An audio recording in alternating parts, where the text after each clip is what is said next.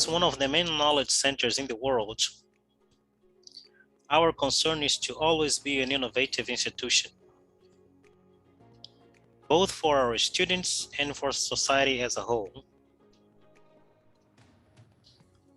The webinars offered daily by the schools and units of FGV are a way to promote the exchange of knowledge in many different areas about relevant and current topics, information, research, diversity of ideas, high-level debate. All these happening free, online, and daily. Welcome to one more FGV webinar. The broadcast is about to begin. The statements expressed by Getulio Vargas Foundation employees and guests who take part in online events and broadcasts exclusively represent their opinions and not necessarily FGV's institutional position. Hello, everybody. 大家好. Good morning to those who are in Brazil and good evening to those who are in China. Before we begin, I would like to read a brief disclaimer on behalf of Fundação Getulio Vargas. The statements expressed by Fundação Getulio Vargas employees and guests who take part in online events and broadcasts represent exclusively their opinions and not necessarily FGV's institutional position. We also emphasize that everyone present here spontaneously agreed to participate in this event and has authorized the use of their name, voice, and image, as well as agreed to forego the copyright related to their presentation for this broadcast, which will be later available at FGV's official channels.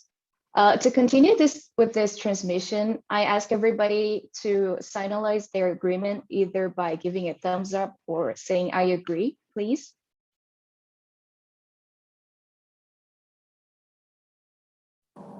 Yes.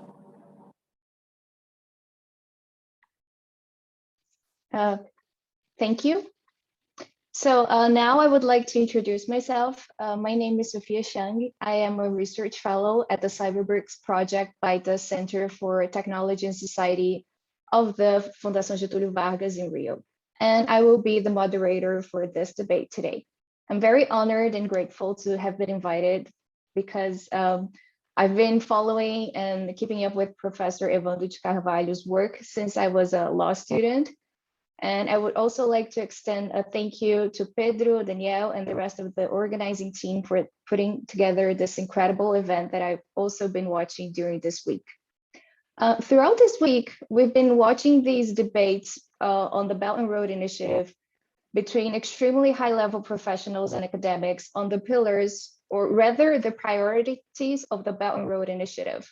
On Monday, we had a debate on policy coordination in which the Chinese ambassador in Brazil, Mr. Yang Wangmin, emphasized that Brazil has a key role as a partner of China and as such has all the reasons and incentives to be an important participant in the Belt and Road Initiative. The debates then carried on to explore the topics of connectivity of infrastructure, unimpeded trade, and financial integration.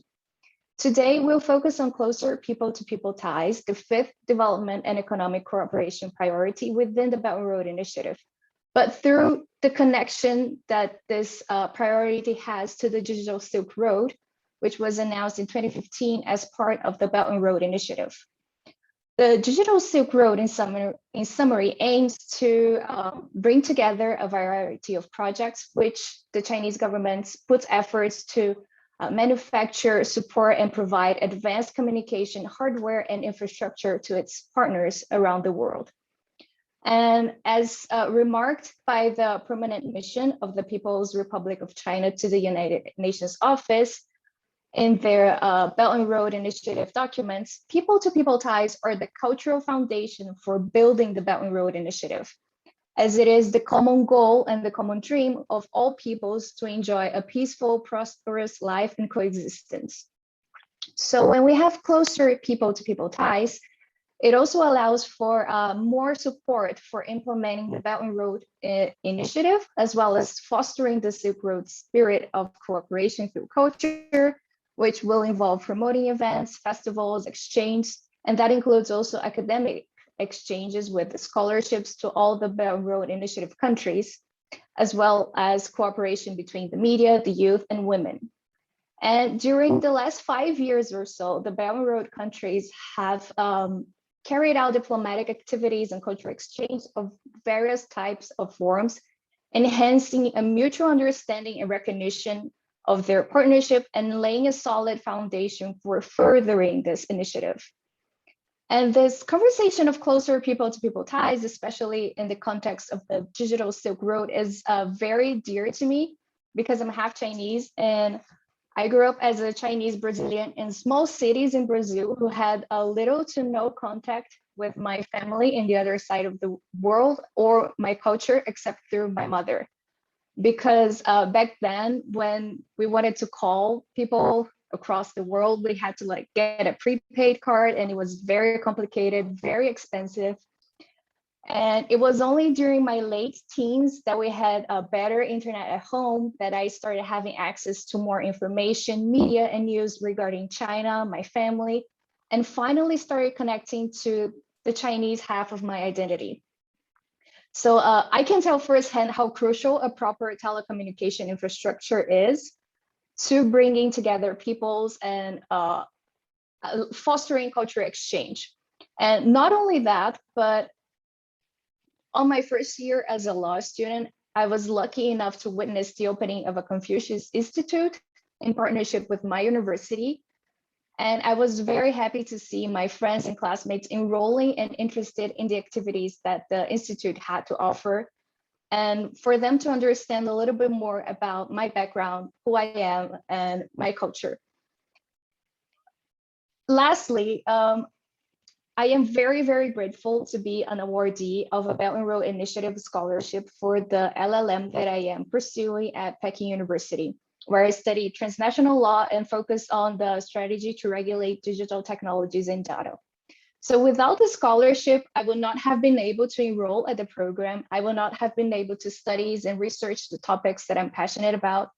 And I would not have been able to be a research fellow at the CyberBricks project or be here with you today.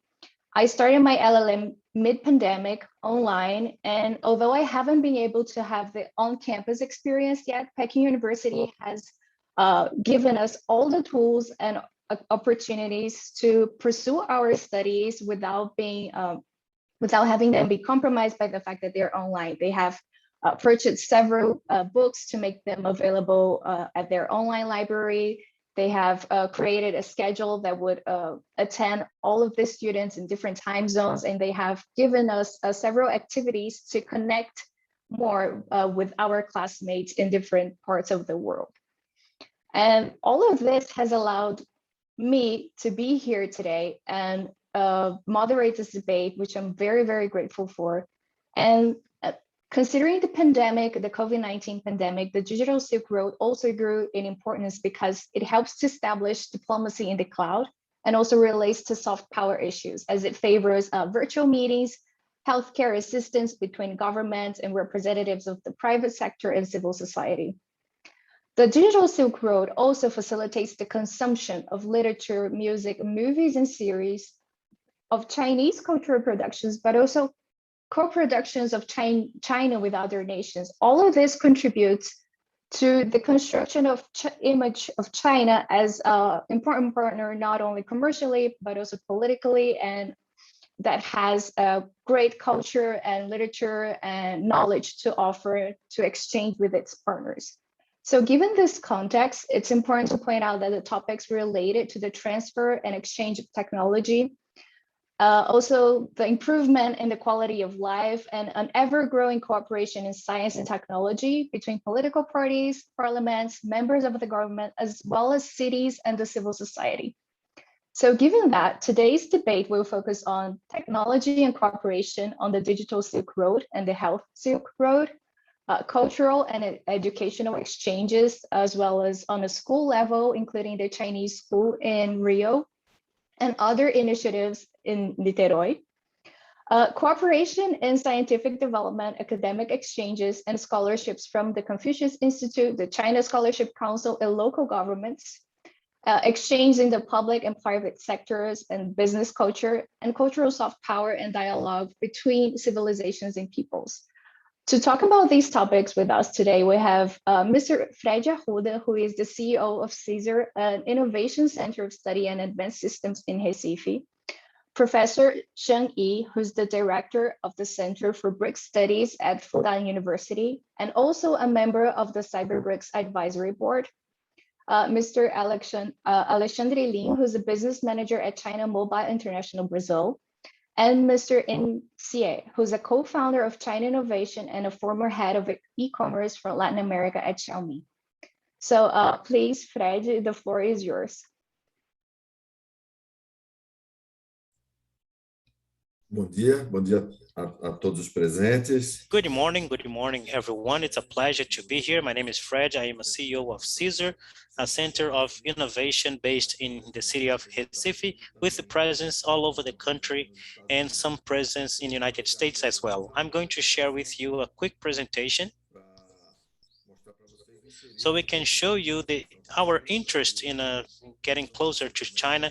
Brazil and China are already commercial partners with solid relationship for a long time, but in the area of information technology, especially to our environment, we need to start this partnership. So let me share my screen now.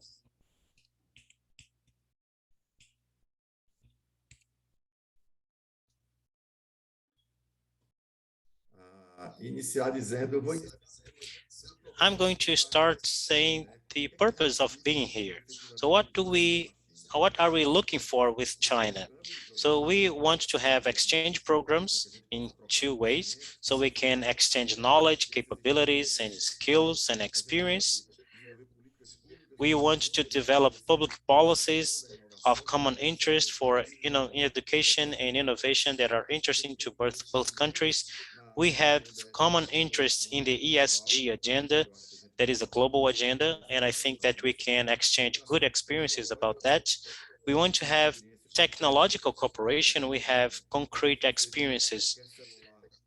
If you get any cell phone or mobile phone, especially, unfortunately, the Chinese brands are not well disseminated here, but the other global brands of cell phones, possibly they have CSER solutions embedded in their devices. Unfortunately, we cannot, since they are projects with secrecy clauses, we cannot mention the projects that we already carried out, but we are partners of the global cell phone industry for more than 20 years with the main brands of, except for the Chinese ones, we have a relationship for more than 20 years with all of them. We are trying to get closer to the Chinese brands, and we have high competence in AI. The main Brazilian company called Neurotech that works with risk management using AI technology. This is a company that we created inside CSER and we accelerated inside CSER, and now it's already in the market. And in cybersecurity, we have a presence agenda in all the boards of the companies that is so important nowadays. The main Brazilian company in the area of cybersecurity was also created inside CSER. We found the entrepreneurs, we got together, we brought some customers to the table, we developed the company, and for more than 20 years, the sharing control belongs to the Embraer, that is the main aviation company of airplane manufacturer in Brazil. So that company was totally developed inside CSER. So we have a good experience with Internet of Things, Industry 4.0, concrete experiences for the automobile industry, and a concrete experience in data science.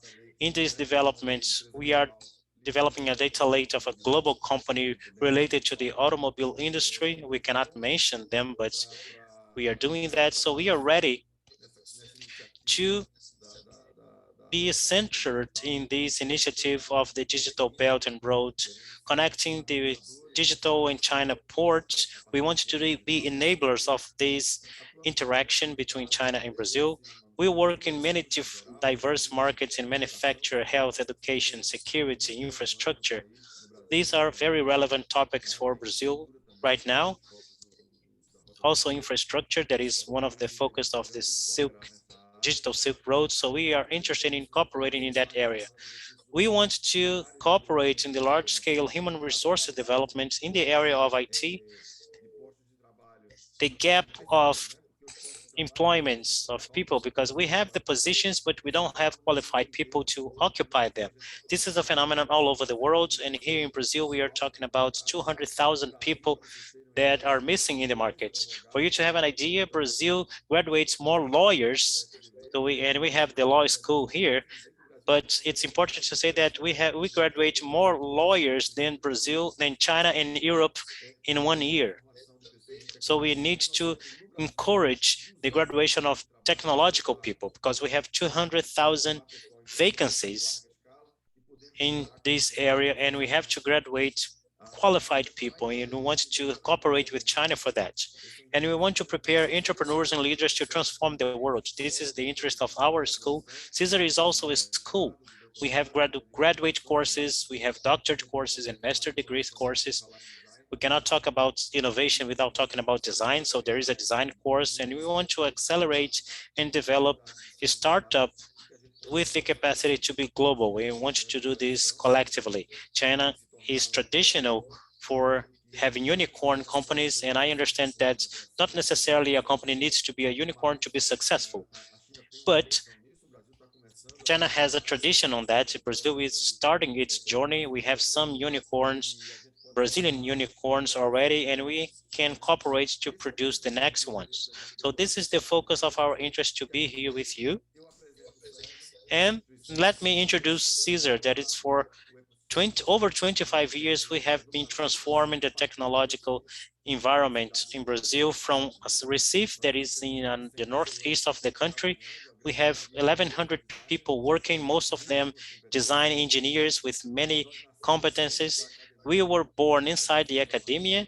We were born in an academic environment in the country, and we connect these environments and the academic environments in the country to the markets. So we want to bring closer the academic sector with the companies, and we are doing this for over 25 years.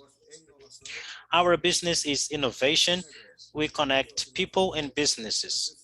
The innovation always are born in the people that goes to the market through concrete businesses. We have a pillar of education in CESAR. We have many educational offer. We have innovation strategies through the connection with the startups and acceleration and development and consultancies company. But fundamentally, we have transformation that deal with the roadmap of innovation of our customers. And we have a robust engineering service that everything that involves the engineering, not only the development people for testing and quality, both software and hardware.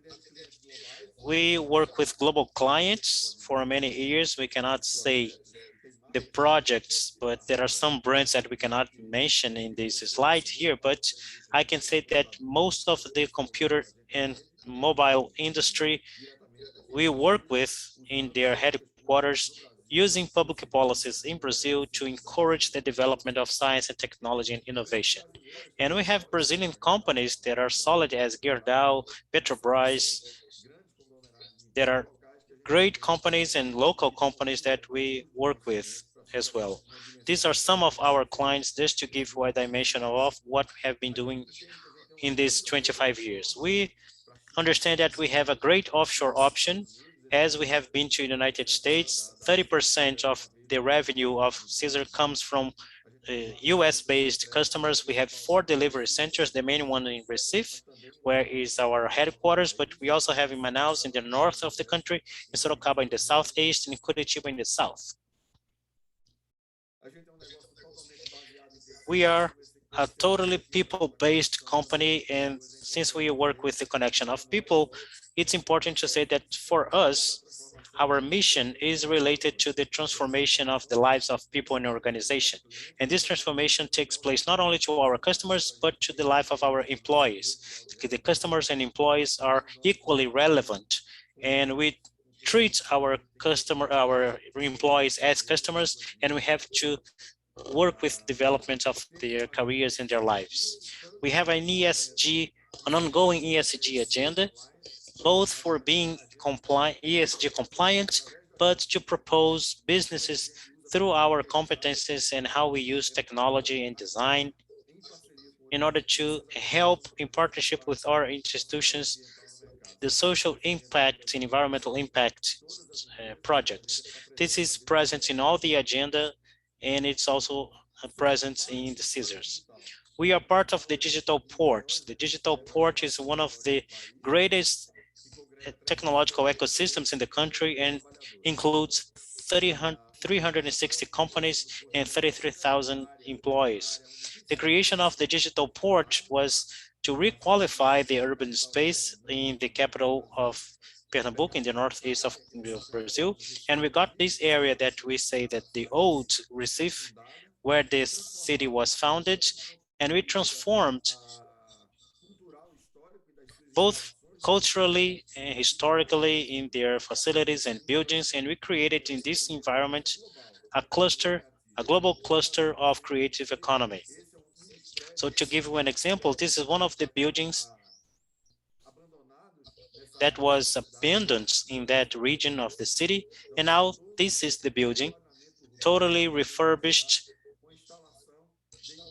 with the installation of technological companies. Now we have more than 350 companies in this environment, more than 13,000 employees that transforms the reality of a company. The GDP of the technology and information technology sector in Recife is one of the biggest one of the cities.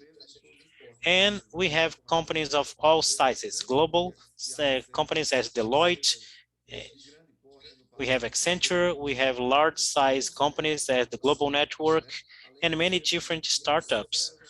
Besides the research center as Caesar, the schools as centers, and other institutions that are part of this ecosystem.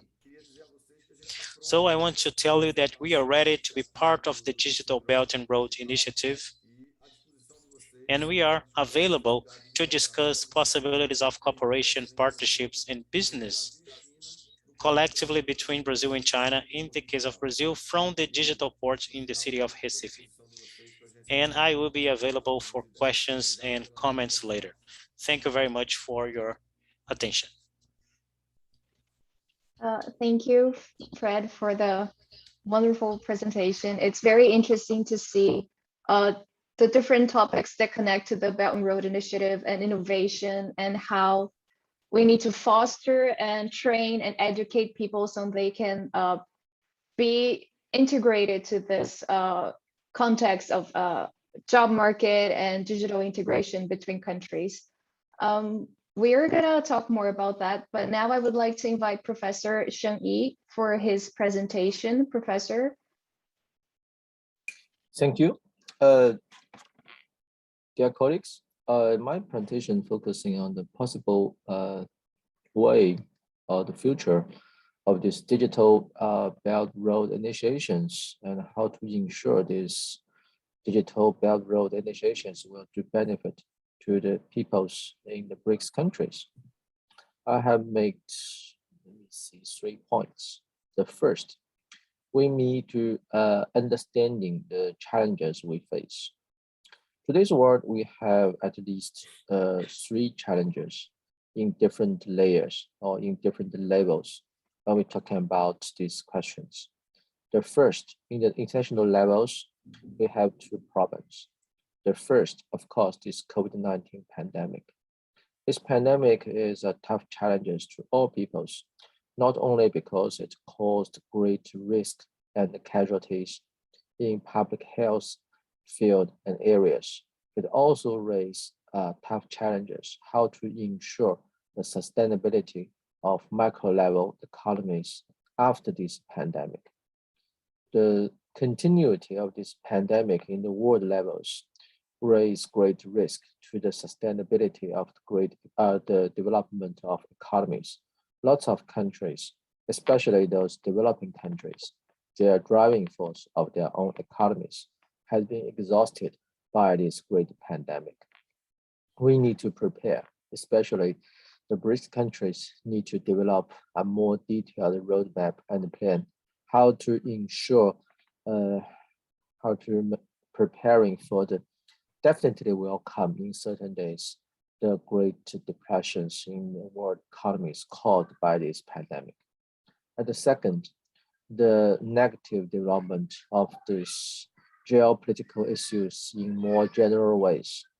I mean that the Sino-US relationships, when the United States become more unilateralism, even though it's not use more terms like multilateralism, talking about the universal values of great democracy, freedom, and so on. But de facto, these countries cannot provide in the public goods as it used to be since the middle of 1940s, at the end of Second World War. The main the challenges for countries represented by the BRICS countries is quite clear. On one aspect, yes, we did got some benefit from this already existed global governance systems, especially driven by the United States and its Western countries in early 1990s. But on the other side, it's also quite clear these countries cannot provide in the public goods and continue to become the driving force of global governance. These global governance issues, we cannot turn it back. We cannot go back to future.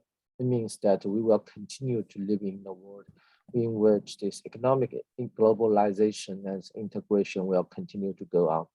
The BRICS countries need to has to prepare. It's the task of the BRICS countries to got some plans so that they can ensure or contribute more to the driving force of global governance and the global economic integrations in future days. Especially we're considering the possible falling of US willingness and capacities to provide the public goods in global governance issues in more general ways. The second challenge is we need to domestically we need to exploring to creating a kind of ecosystems which can ensure the development of digital technologies will definitely bring the benefits to all peoples in our societies. It's quite clear when we use these digital technologies, we can create more benefits in this market environment. Well, it's also quite clear that different peoples have different capacities to get benefits from the revolution triggered by these digital economies. So if we cannot launch a proper policy to rebalance the incoming and the benefits produced by these digital economies, the rich and the poverty gap will become wider, not only inside the countries, but also worldwide. It's quite clear it's not our interest to ensure that these digital economies will deepen and widen the gap. We need to use these digital economies to empower the individuals, especially those less developed peoples inside countries so that they can get their own development opportunities and to get benefits during these revolutionary procedures. But it's kind of tough jobs because maybe single countries cannot totally develop this policy by its own selves. It needs to like a kind of cross-border policy coordinations among developing countries represented by the BRICS. The BRICS already developed a quite general great framework to launch effective digital economic corporations. But frankly speaking, comparing to the G20s, which they have this digital 20 framework or task force groups to push forward the future development of these digital economic issues, the BRICS countries may be doing more to launch more de facto concrete joint research and corporations on these digital economy issues so that we can find a proper mechanisms and the regimes to enhance this digital economy related cooperations and policy coordinations among BRICS member states. Third, of course, not the least, we need to providing creating ecosystem which is necessary to ensure this digital Belt Road initiations will do benefit to every single individuals in different historical society environment or background in different countries. In China, we have more and more understanding on the importance to solving this issue properly, because nowadays we have more than 1 billion people's access to the internet inside China, while these people's more than 95% of these internet users are mobile or cell phone users, which means they nearly connect to internet everywhere, every time, in any place that has kind of telecommunication signals, which will make them to access to internet. And then they got informations, reading news, watching TVs, movies, videos, chatting with people, and doing games. In certain aspect, you can say they just live inside cyberspace in certain ways. They connect to this cyberspace 24 hours nearly in certain aspect. But on the other side, when we're talking about this digital Belt and Road initiations, you will find such kind of deep, dependence on the digital economies to raise very tough questions on the governance, how to ensure their benefits, how to protecting their privacy informations, how to ensure that the development of these digital economies represented by the huge e-commerce platforms will not launch over competitions with those individuals doing small business in communities in their real life. That will become very complex issues and need the government to producing more laws and policies. While also it will be very important to find a kind of BRICS ways or BRICS voice to launch common understandings how to governance the cross-border data flows properly, which is very important for any future development for this digital economy development in the frameworks of the BRICS countries. Generally, or in a very short conclusion, China raised its One Belt, One Road, the Belt and Road initiations, especially with the sponsor of these digital economies in a few years. While on the other side, the BRICS countries still need a lot to do to launch the BRICS understandings, the BRICS plans, and the BRICS roadmaps to ensure that we can both got benefits from the development to this digital Belt Road initiations. I think that's just the point why this platform hosted by the FGV Vargas Foundation, especially Professor Eduardo, he's my very good friend, is so important, because we need to more discuss and communications among the researchers in BRICS countries so that we can explore the necessary knowledges and raising necessary and helpful advisors for the decision makers to bring out a proper policies, more policies we need, we needed to ensure that any future development of this digital Belt Road initiations can do benefits to all peoples inside the BRICS countries. Thank you very much.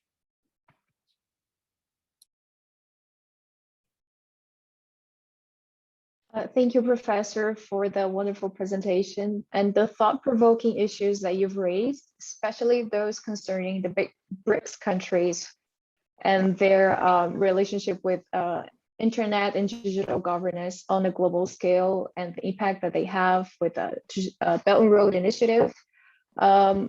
We're gonna dive deeper into this during the Q&A, and if anybody in the audience has any questions, feel free to send them. Now I will pass the floor to Lin Baihe, if you please.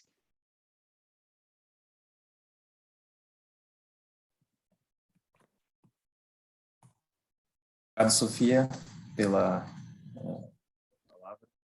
Thank you, Sophia. I'm sharing my screen here.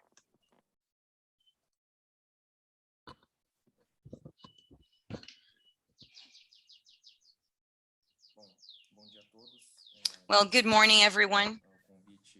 I'd like to thank for this invitation from Professor Evandro and for the Center of Studies, Brazil-China Center of Studies, for this opportunity.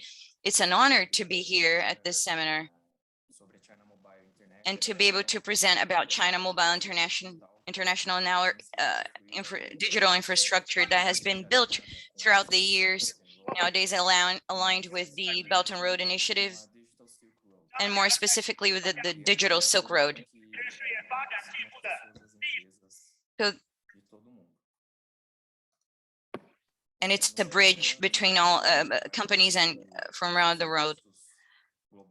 In the last few years, China has invested in 5G technologies and cable infrastructure.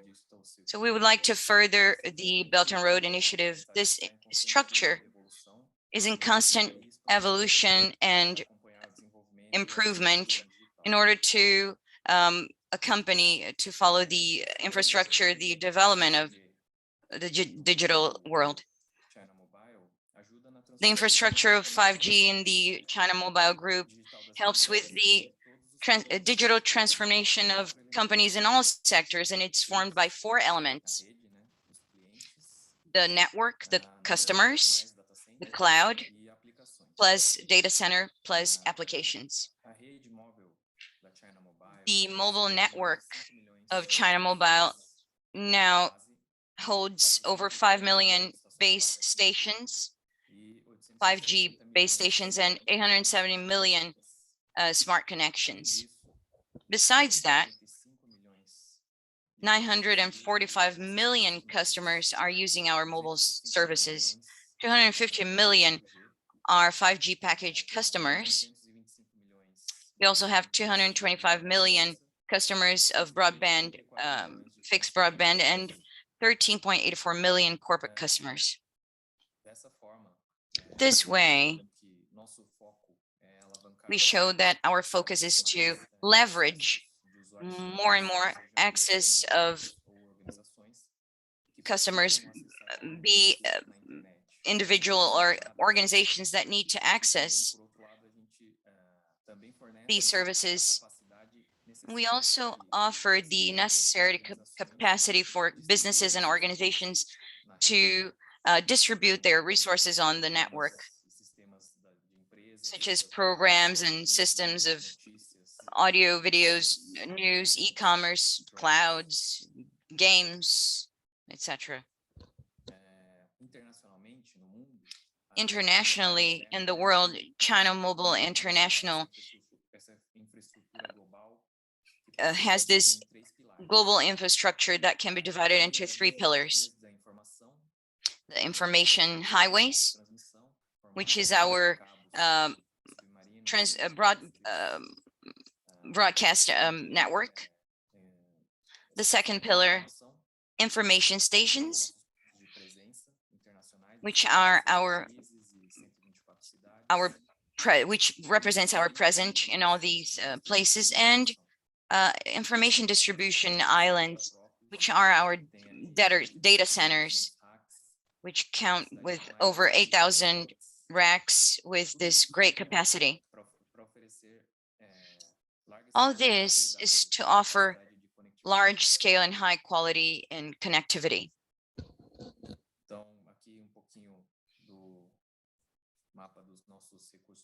Now here's a map of our cable systems, our network resources. They connect people and businesses around the world, which generate a global capacity of broadcasting. There are 10 sea cables undersea, 8 terrestrial cable investments.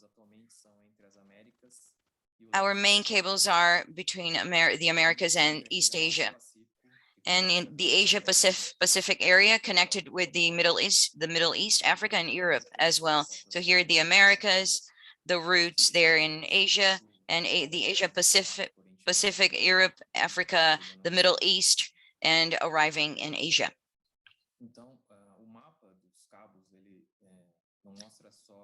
This map of the cables shows where we have more strength and resources.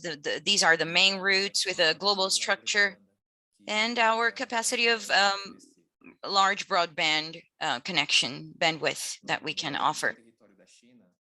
In China, There are 25 cross-border terrestrial cable systems that connect the main cities of the country to the rest of the world: Beijing, Shanghai, Shenzhen, Guangzhou. We also focus on local connectivity. We have 4 main rings that connect to the main data centers in each region of Hong Kong, Singapore, Japan, and Europe, which means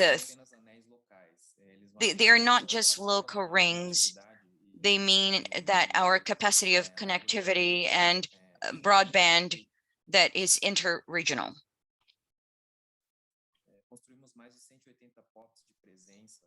We have built over 180 POPs, which are points of presence. They extend our capacity of connectivity to the whole world. In the Americas, we have 36 POPs, 4 in Brazil, 1 in Chile, and 1 in Argentina. The map of our POPs, they show not just the places where we have them, but also our capacity of access. The more coverage we have, more potential clients we'll have, both users or organizations, individuals or organizations.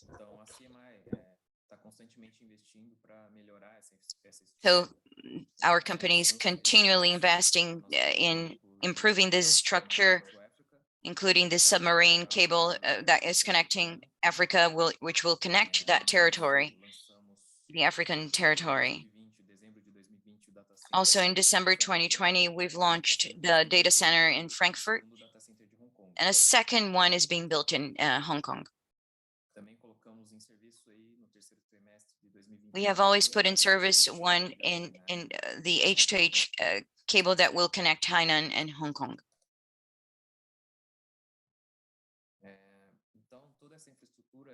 So all this infrastructure means that we'll be able to offer companies all these solutions, infrastructure and technology, information technology, infrastructure, all in one place, one stop.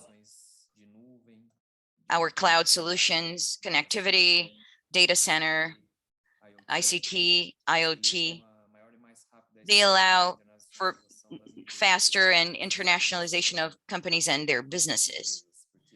But why businesses? Why companies? Because companies or organizations are the ones that distribute content and resources on the network, which we'll see it further later.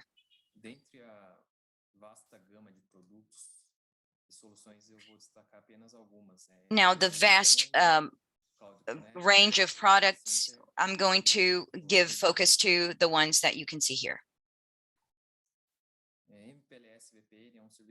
MPLS VPN is a service of connectivity that offers a low latency level of service, which connects various points of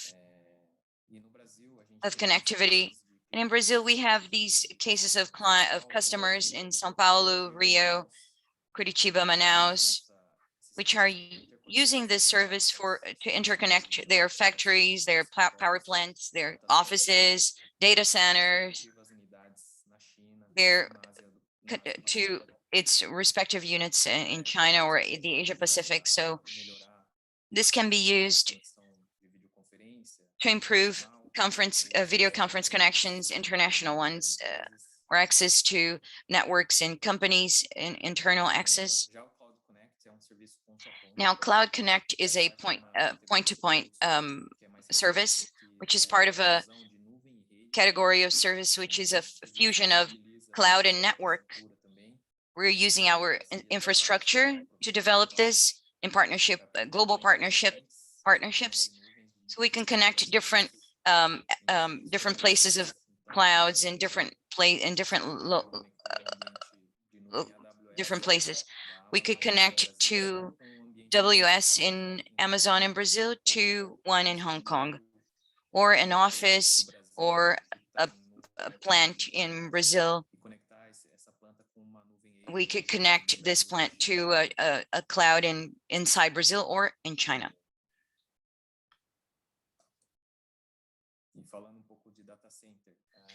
Now, speaking of a little bit of data center, we have our 4 data centers in Hong Kong, Singapore, and Frankfurt. The one in Hong Kong is being built, and the first one has already been sold, such as the one in Singapore. We also have over 160 partners around the world, including Brazil and South America. In China, we have over 340. All this structure means that the data will be kept safe and close to where they will be used. And it's also a point of entrance for global connectivity of CMI.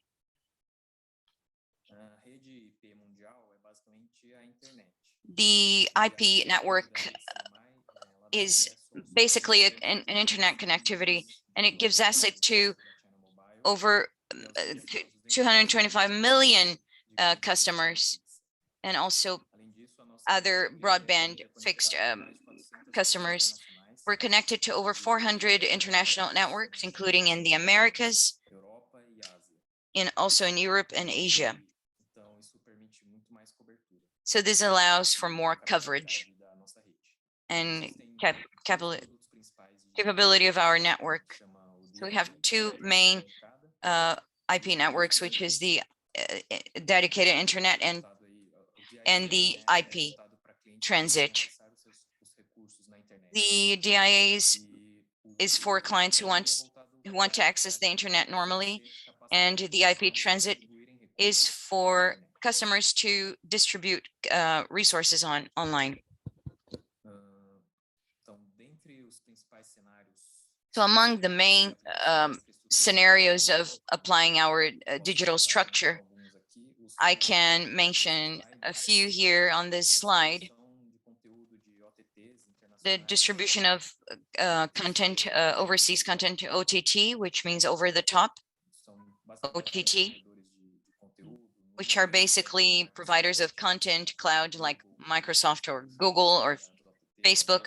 They're all considered OTT services, or Alibaba, and also providers of accommodation services. They're able to distribute their content, their resources through this network to other places where they're located with a faster connection and of lower latency.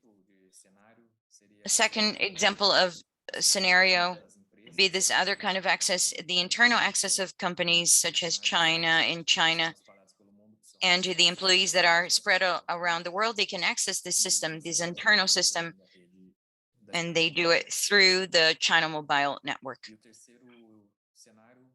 The third scenario, which is access to educational sites overseas and materials for local students, such as Sophia's case. She talked about the fact that she's doing her master's degree remotely, and she's using our infrastructure to be able to access the materials and the classes. And lastly, to provide stable local internet and the local connectivity for enterprises, etc. So these are the functions of our Cloud Connect and our services. So you can have better access to these resources that you want to access. Now, lastly, how does this digital infrastructure, does it promote people-to-people ties? The digital infrastructure of China Mobile is the foundation on which this digital Silk Road is supported. On this digital Silk Road, regional interactions take place, cultural import-export between countries, inputs and outputs between countries, business and trade as well. So we can say that China Mobile is exporting Chinese culture to the world and importing global cultures to China, such as Vivo here in Brazil. It's exporting Brazilian culture and importing global culture. So this bridge connects both points. On one end, we have the customer, the end customer, which are those who need or want to access some resources. And on the other side, we have the organizations that need to secure their services to users, and that are their platforms where resources are generated by users. So this is more or less the role of China Mobile on the digital Silk Road. So I finish here my presentation. Thank you for your attention, and I'm at your disposal for the Q&A session. Thank you.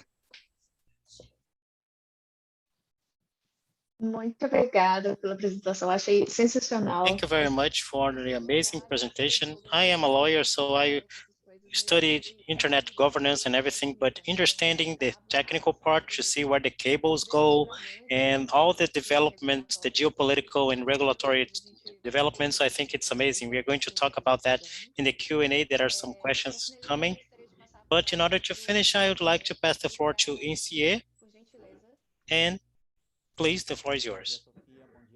Good morning, Sophia. Good morning, everyone. First, I want to thank the invitation. It's a pleasure and honor to be here participating in this seminar with our colleagues with so much experience in this sector. And I also would like to thank the professors of FGV for the invitation. So I'm going to make a presentation here a little bit more conceptual about the use and the mindset, and especially the models of innovation of the Chinese market, with more focused on the internet and consumption, because I have a brief presentation, then we can clear the doubts in the Q&A session. So let me share my screen now with you. Can you tell me if you can see my presentation? Yes, you can, okay. Okay, I am the co-founder of Chinovation. Is a company that makes the connection between the Brazilian and the Chinese market in the segments of technology. Previously, I was a head of e-commerce of Xiaomi, that is in my smartphones company, very present in Brazil. And I started my career in the technology sector in Brazil, working with the electronic sector. I was born in Brazil, but my family is Chinese. They came around the 60s to Brazil. So when we talk about China, rarely we think about China as an important and relevant representative in the innovation and technology sector. Maybe the audience that we have in the audience, the audience that we have here in the seminar has more the notion, but the lay people and the population in general, we always have the imaginary of the education that we have in Brazil.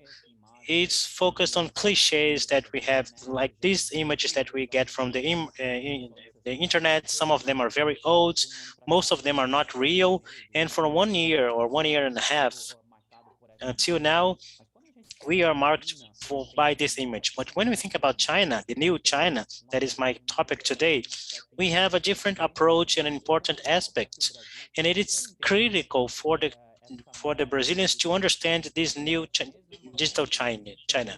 When you think about Chinese, we always talk about Jackie Chan. Jackie Chan was an advertisement man of Embraer for many years, and another Jackie was important. But besides Jackie Chan, besides being an actor, one of the most famous in the world, in the last years, the last months, he is advertising this company here, Shopee, for e-commerce. But there is another Jack that for our topic is more relevant, is Jack Ma. Jack Ma is the founder and creator of the Alibaba Group, and one of the greatest entrepreneurs, not only in China, but in the world, one of the most innovative minds in the world. And I like to say that he has this position up to 2019. This is a joke, actually, because in fact, because after 2019, another person becomes more prominent, the Colin Huang, the founder of Pinduoduo, a multimodal e-commerce company. Besides being relevant, the main point here is to show how much the technology company, the technology market in China is thriving. So a company that was created 6 years ago could make their IPO after 6 years of existence, and it is the third biggest company in the electronic markets in China, that is the biggest market in the world. We still look at the United States as a benchmark in the technology and innovation, but in the last years, we have a relevant presence of Chinese companies here in Brazil. Besides what Alexandre showed, besides China Mobile, China Telecom, we have many different companies related to infrastructure and technology. And now we can see a lot of companies related to the consumption. One of them, most of you might be user, that is the TikTok. TikTok was a producer created by a Chinese company, and it was highlighted because they banned President Trump, but it's one of the greatest artificial intelligence company in the world. And as I said, the Shopee and AliExpress, AliExpress, especially AliExpress, that is a company that is present in the Brazilian company for more than Brazilian market for more than 10 years. Now we started locally with a Brazil-based team. And another company that is not so well known, that is the Tencent, that is one of the owners of the most famous games in the world. Most of you who are watching us have contact, or if you have children, nephew, or a neighbor who plays these games. Because of these two games and many other games, of course, they are one of the greatest gaming companies in revenue.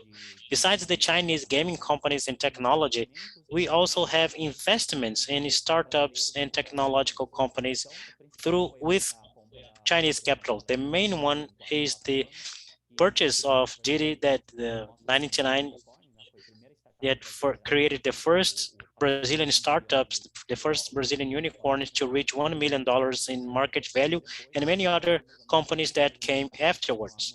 The main startups as Nubank has this DNA and this relationship with the Chinese market, not only for their work, but also for their capital. And I want to show you some factors of growth that position China as this gigantic technological player. I like to highlight that maybe this is an advantage, that an unfair advantage, because no one in the world has a population as China, and this gigantic population creates a mindset that of competition that it doesn't exist in other parts of the world. So 1.4 billion people, and here in the public we have many Chinese people that can prove that, creates a competitive pressure that is unseen all over the world. Here in Brazil, we have 210 million people, and we wake up competing. So in Brazil, it's 5-6 times more. So in a culture that, although it is being fought against and the government is trying to smooth that, but it is cultural, this culture of work ethics, 996, 9 a.m. to 9 p.m., 6 hours a week. So you can be in the business hours and you have contact, someone is open, someone is awake to talk to you. So that creates an amount of people or talents and qualified people more than the rest of the world together. So that results in this type of chart. This chart is from 2017 that shows the degree of penetration of the American technological companies with their Chinese peers, showing how much the companies that never reached 50% of the market share, where most of the Chinese companies got. And that results in situations as this one, where the unicorn markets, that is the company with more than $1 million, took less than half of the time as the American companies. Since the middle class is supporting this growth, we saw that during the pandemic, with the adoption and the leap of technology that Sophia mentioned very quickly about the access to internet that she lived in her childhood. In China, the internet users went from to the credit card and the informal payment, and the traditional market to the e-commerce. With venture capital that is abundant, with the total cycle of investments, many companies are making their IPOs and the money is coming back to foster their business, and the government is stronger than any other government in the world. The question is always, is there innovation in China? Chinese likes to mention the 4 innovations of the old days, and I like to say to the Brazilian public, the soccer was invented by the Chinese. If you look at the FIFA website, they talk about that. But I want to bring a mindset here, a vision on how Chinese position that. In the West, we always look at innovation related to technology, and Chinese brings transformation bias. So the digital transformation that is closer to the needs and the opportunity of the market, that necessarily transform the world and make something great that is not proper, that is not adapted to a population that is still developing. Here we have an examples of electric cars of Tesla and Elon Musk as one of the main figures in the world, but it, in fact, is not the brands and the people who is going to popularize the electric cars of the world. The unknown brands here, that cars that cost $1,000 that will work with populations like this. We have low income populations that needs to go to school or needs to go to work or to the markets. And this ugly car, that is electric car, meets their needs. What is important in the Chinese markets, and we think about it as a counterpart to the international markets, is that in the West, in general, we have innovation focused in this link of the chain. So where we are in this chain and where we can innovate. China is working on in the integration of the value chain to make innovations and to transform the industry as a whole. Not only the retail, that is my part, and the industry is isolatedly, or the whole chain and the whole markets. And that results in this type of numbers. China moved the mobile payments 6 times more than the United States, and with the mobile payment companies moving more than 10 times what the credit cards, the main operated credit cards, move all over the world. And this is even more evident when we look at the evolution of the e-commerce markets in Chinese market. So in the beginning was only a poor e-commerce, so you log into the website and you buy with your credit card and so on. Now a traditional model. And now the evolution of the Chinese markets, and especially the new players, show how much this is mixing with other work streams, how the mobile payments, as I mentioned, and the mobile payments that we think about as a discipline, as a totally different sector, was one of the greatest stream to help potentialize and transform the e-commerce markets in China within this power that it is today. And other disciplines in other areas as short videos, streaming broadcast, and that in the West, we think about separate areas with separate segments, independent segments. In China, they are mixed and they potentialize and transform the e-commerce in other level of penetration. So when we think about digital transformation, for many years, we can look at China as a major benchmark. In 2017, almost 7% of the GDP came from the digital market versus that 5.4 in the American market. And getting the retail markets where I work, before the pandemic, we had some forecasts that China would have the greatest penetration of e-commerce on the retail and the greatest penetration in the international e-commerce as well. And during the pandemic, some studies indicate that was the first country to reach more than 50% of the retail. So in China, we can say that more than 50% of the local retail comes from the e-commerce. Because of this company here, Alibaba, that we think about as the Amazon of China, but it's more than that because it works with ecosystems of what we call the greatest business platforms. And this is a model that's interesting to observe because more and more it is a model that can be replicated all over the world. So Amazon, that is usually very strong in the market to compete, Alibaba has a different position to cooperate and collaborate with other competitors. Resulting in these numbers, Alibaba could generate in volumes of sales 5 times what the Amazon generates. So Jeff Bezos and Amazon's that are our reference, not only in terms of innovation in e-commerce as the technology market in general, generated in sales 1/5 of what Alibaba generated. Our friends from the beginning of the presentation, Kali, one that you might remember, a 40-year-old man that whose family is an agricultural, he is approaching these volumes of sales of Alibaba. So Pinduoduo is in 3rd place here. So this is the model of ecosystems. For many companies, they are not positioned as a company of electronic commerce. So they are a data company, a platform company. This is what the Chinese markets are bringing as major innovations. So as I mentioned in the beginning, it's not the technology itself, but the business model, the culture, and the strategies involved behind them.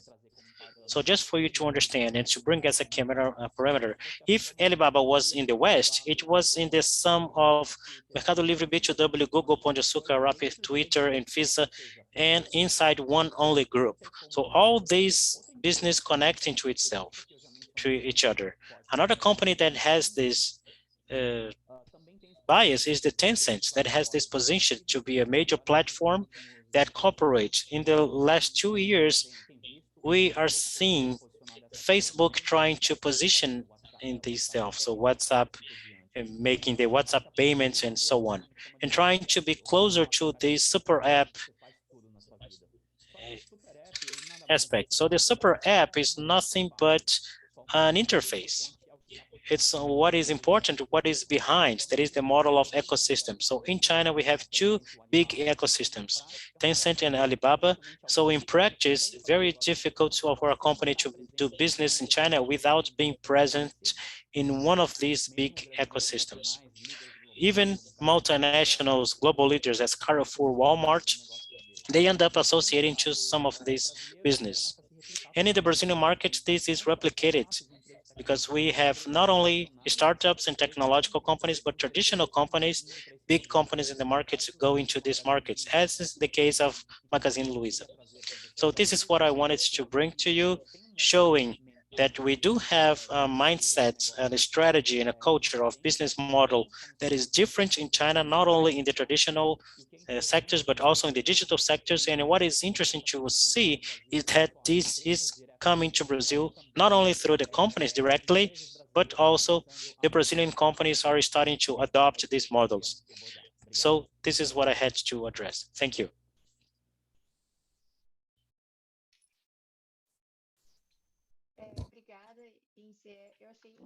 Thank you, Inse. I thought it was incredible, your approach. Truly many things about the digital market, e-commerce in China. Culturally, we Brazilians, we don't really have visibility. They influence the ways we are transforming and developing, but many people don't even know why WhatsApp is becoming a one-stop shop for all these products of payments, etc. So it's quite cool. Now we're going to go over to the Q&A session. I think it's going to be to the whole table. So the first question here, it's, I think, relevant to everybody who spoke. So feel free to jump in or contribute to each other's answers. But there is a question that says, we are a lost 20 months into this global pandemic. The business model has been transformed significantly with the changing global health and political landscape. In this context, how is business doing recently, and what would be your vision for business doing post-pandemic, especially for ICT industry and e-commerce?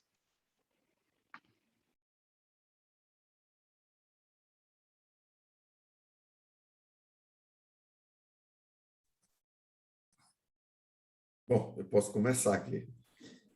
Well, I can start. Evidently, the pandemic affected many businesses. In restaurants, for example, the restaurant industry has been highly impacted.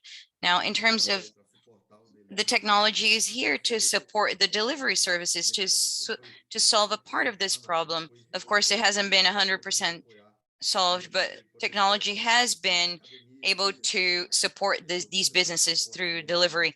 All the gyms as well it's a sector that has been highly impacted.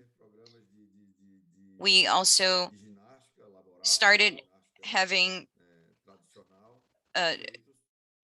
traditional gym services through technological platforms. So it has been achieved. So the technology sectors, with the exception of extremely specific sectors that were highly impacted by the pandemic, all the other sectors, they have been able to grow through technology. A specific case was brought up here that grew over $25 million through the pandemic. So even though it's a situation nobody would like to be going through, and a kind of growth that no one really would like to be experiencing, we have to say that some businesses have grown greatly thanks to all the demands through digitalization and transformation. And of course, online education has grown a lot. Of course, it's a situation we would not like to be experiencing, but it has brought many great business opportunities. Now, following that same line of thought, obviously the telecommunication companies and operators, the increase in transit have allowed for great expansion for many operators. They have also sold more IP, these operators. So this has affected greatly the expansion of networks to be able to support this business. Now, also, obviously, the pandemic has brought some space in terms of hardware and microchips for the development of those, since the demand has grown hugely, but the supply not so much, because of the in terms of supplies of microchips. Of course, cell phones, pads, and all those devices, they use microchips. So we are having that kind of demand now. Thank you, Fred and Lynn Baiho, for the explanation and diving into this topic. I have another question. It's mostly focused on the governance side of things, so I would like to direct it to Professor Sheng Yi. Considering this context of the global pandemic and the boom and the need for both technology solutions and infrastructure, as well as there is the growing of the technological companies, and they started being more and more part of our daily routine. And then countries, they are regulating the transfer and the use and the collection of data and personal data. What is your view in terms of creating a framework, not just between the BRICS countries, but also within the Belt and Road Initiative, to facilitate the commercial trades, but also taking into consideration these different regulations and laws? I think that's a very good question. I have made 3 points. The first, in a very general ways, just a few years before the pandemics, how to governance the data fellows, the cross-border data fellows, which is necessary for doing business globally and protect privacy information and ensure national security already become the critical questions in the governance of global cyberspace in very general ways. And the second is, during this pandemic things, I think people should get kind of common understanding. I think this understanding will include maybe 2 or 3 points with very important common understanding. The first, cross-data fellows is necessary for the future development of global, globalizations. for the importance of launch effective global governance in a very general ways. So the actors, the state actors, I mean the governance, the non-state actors, the companies, and the individuals need to got some compromise, which means you cannot insist too much for these actors' own interest. For example, if the countries focusing too much on national security, maybe it will be necessary to cut off these data, cross-border data fellows, which will become a disaster for the development of e-commerce in certain ways.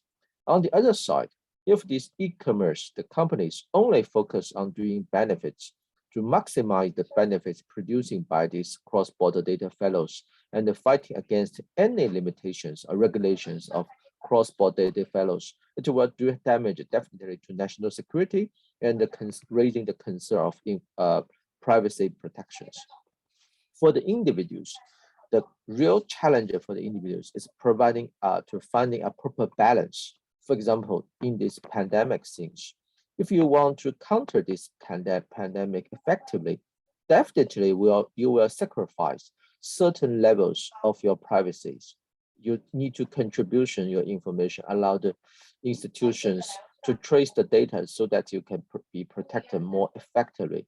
So the real challenge is in either inside this pandemic or in a post-pandemic environment of the world, we need to build a new consensus, a kind of consensus of all human communities, so that we can launch a more complex, systematic regulation systems can balance different concern on these cross-border data fellows.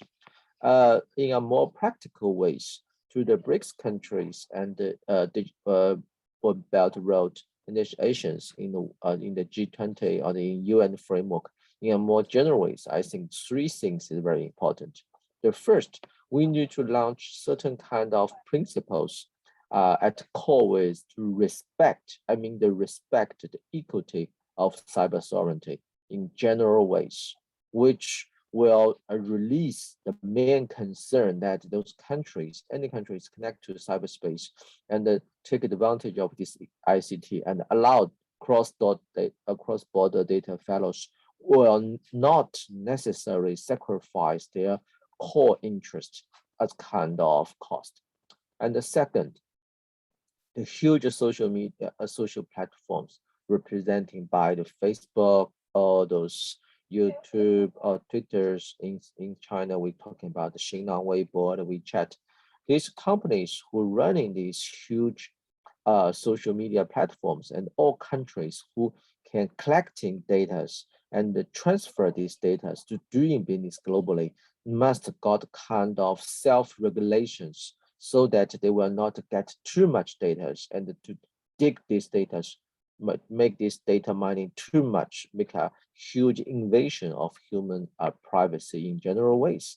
And the third, those individuals must launch a more practical understanding, to launch a more practical standard to asking for the protection of their personal information. It will be nearly mission impossible. I will not allow any kind of personal information to be released or to be transferred. It means that it's kind of necessary deals. You use this internet freely and you sacrifice certain parts of the information as kind of cost to exchange for the benefits. So I think for the BRICS countries and the Digital Belt Road initiations, we already have certain multilateral regimes and institutions to discuss about how to push forward the innovation of global cyberspace governance. And we need to trigger these procedures, maybe just in these webinars, these online platforms, just inside, even though we still have very tough tasks fighting against the pandemic. We need more discussions and launch kind of draft and a blueprint for any future governance innovations. That's my point. Thank you very, very much for this thoughtful explanation. On that note, because I would just like to share that the CyberBRICS project, the one that I'm a research fellow at, and Professor Sheng Yi is a member of the advisory board we have a lot of publications and upcoming publications related to this topic of global governance in the cyberspace. So if anybody is interested, you can access the website that I will share in the chat later. Do Fred or Lin Bai He would like to complement to this question, or can we move on to the next? Yeah, can move on from my side.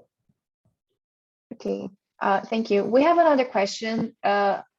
Arthur says, first of all, thanks for all the panelists and for the great presentations. I would like to ask how the BRICS can advance their cooperation in the field of digital economy and data, taking into consideration some very different interests and policies between them. More specifically, India and China, and more recently, Brazil and China too, with India and to some extent Brazil being heavily influenced by the USA regarding this field. Can this hinder the BRICS in this regard?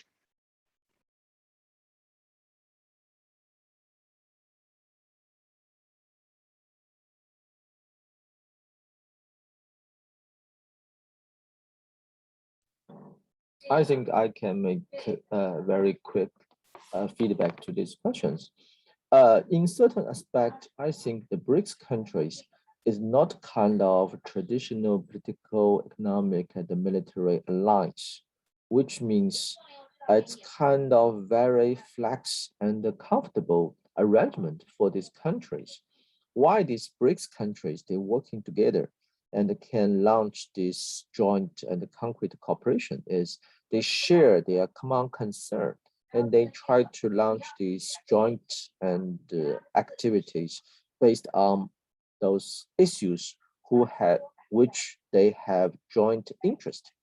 So I think these questions may be a kind of over concern, a little bit over concern on the cooperation mechanisms among the BRICS member states, because these BRICS countries, these BRICS regimes did not mean or imply that BRICS countries, the member state will not have any difference or understandings. We just take a very practical attitude, especially from China's side. We're talking about these frame corporations in very flexible attitude. We can launch bilateral corporations in the frameworks of the BRICS. We can launch these BRIC level corporations among different BRICS member states.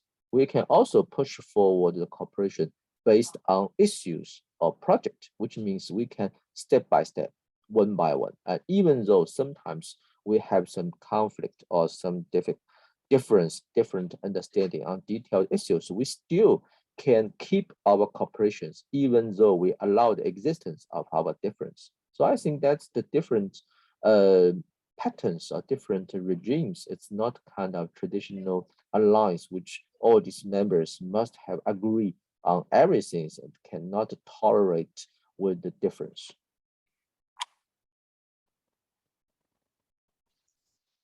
Thank you, Professor. Just a message from NCA. He's been having some internet issues and he's trying to connect back to the seminar. I have a question for Fred, because you said that your company is focused on bridging academia and the professional market. Considering these dealings with the government as well as different rules for making business in different countries, do you think that the latest regulation of technology companies in China affect the cultural exchange and the professional exchange, or is it an opportunity for us to innovate in different commercial models and such? Eu acho que essa pergunta tem uma relação com I think that this question is related to the previous ones, because when BRICS was created, we understood that we were making an association among countries that are more differences than similarities, but we had common interests that needs to be met. So this cooperation is necessary. We started in an academic environment with the purpose to connect the academic sector and the markets, to make the markets look at the academic sector to the potential of knowledge that are able to bring to the market the solutions, and vice versa. We can develop theses and studies and experiments based on real problems of the market. So I see that as an opportunity because we start having a more options of opportunities. Of course, the globalization Convergências, mas provokes some convergences, but instinctively, every country has their peculiarities, their domestic challenges, and I see that as an opportunity for academic sectors with this cooperation with the market and academia, and one seeing the other broadly enough to consider the challenges that we have. When I say that we are ready, I mean that we are doing this for over 25 years, and we are focusing on the Brazilian reality, of course, but today we work with global players, especially in the electronic sectors, the manufacturers of computers and mobile phones. We are already working with these companies in their headquarters. As I said in my talk, more American companies, but we do have international experience, and I consider that enables us to deal with other countries as well.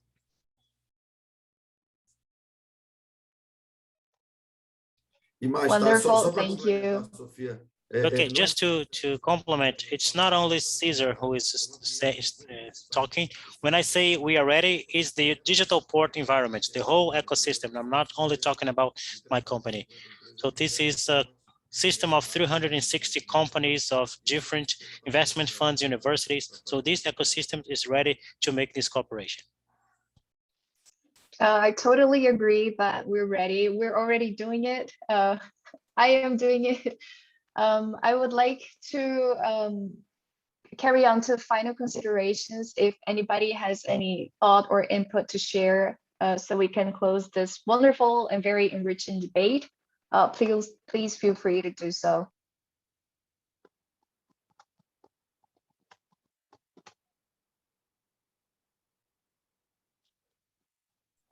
Eu queria agradecer a oportunidade. I just want to thank for the opportunity, and it was good to hear Professor Shen and Xian again. He participated in another panel about the Chinese market. I want to thank Lynn. It's a pleasure. Thank you very much, Sophia. Thank you, Evandro, for the invitation. And we are here available not only to provoke new discussions, but to discuss new business opportunities. I think this is the interest of everyone and the great opportunity that we have to start doing something. Thank you. Thank you. Eu também gostaria de agradecer. I also would like to thank the participation in this panel. It was very rich, a great discussion, and the panels and the panelists. So I am also available to talk more and to develop some new opportunities in partnership and cooperation inside our own capacities in the part of ICTs and network, and like Fred, we have also synergy, and I want to thank Sophia for the mediation. It's my great pleasure to have the opportunity to participate in these sessions.